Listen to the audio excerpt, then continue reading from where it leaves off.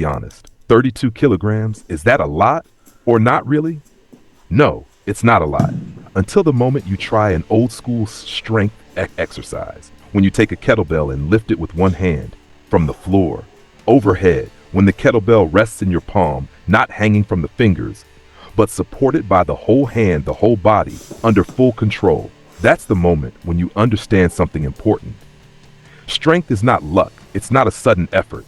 It is stability. It is the ability to control weight calmly and confidently.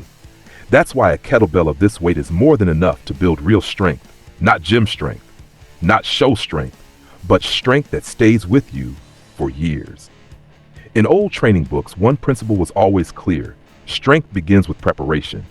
You don't choose to warm up. You must warm up. The body has to be prepared. Because strength is not chaos. Strength is order. That's why we don't start with one hand. We start with two.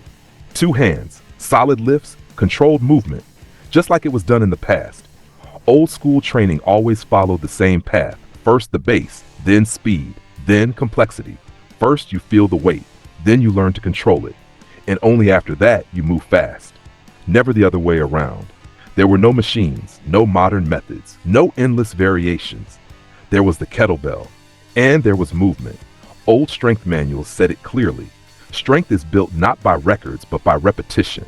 Not by maximum weight, but by quality movement. Not by rushing, but by consistency. That's why one-hand work was always considered a true test. You can't hide here. You can't compensate. The whole body works. Every kettlebell has its own story. But that story is not written at the factory. It is written by the person who trains with it. Kettlebells built strong men long before fitness became popular. The records written in old books did not start with records.